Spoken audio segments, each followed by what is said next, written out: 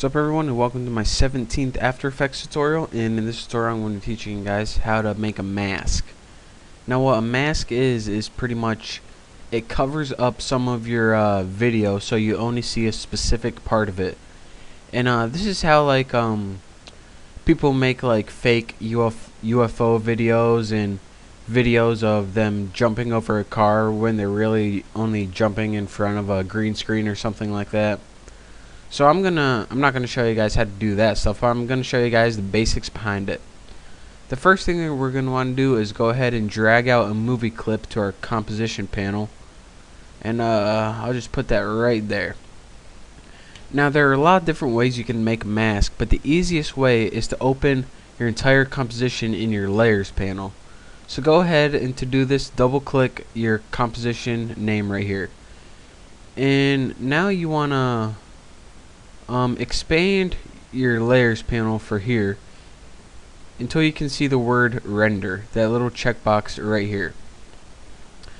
Now what this is going to allow you to do, this layers panel, is going to allow you to make a mask of this layer. So to do that, there are a bunch of different things you can use, like the pen tool. I'm just going to make a basic, let's use an ellipse. So go ahead and start and drag your ellipse. Now, as you can see, the first problem with this, whenever we're going to want to work with this, is going to be kind of hard to make a mask when we can't really see the entire area we're working with. So if you like it this way with black in the background, then don't do anything. But if you want to see the total area you're working with, go ahead and click render, and this will show you everything you're working with. Now, real quick, as you can see in our final composition panel, it masked only what's in between the yellow circle. And again, what it does, just like mask, it shows you only the parts that you want to see and blocks out the other parts. So now, again, if we played our movie, the entire scene is blocking out the parts we don't want to see and only showing the parts we do want to see. So those are the basics of our mask, but now I want to teach you guys how to edit the mask. Now again, you edit it with mostly the selection tool, but if you just start editing it, you're going to get to know if you want to try to move this mask around, it's going to be kind of hard. You don't use this is your anchor point, and anytime you try to drag it on the side, it's just going to move one of these little nubs. So what you have to do if you want to move this mask around is you need to highlight the mask layer, mask 1, and hold down Control and press T. This is gonna give you a free transform box around your mask. Again, that's hold down Control on your keyboard and press T. And this is gonna allow you to move the mask around your scene, and it's also gonna allow you to shrink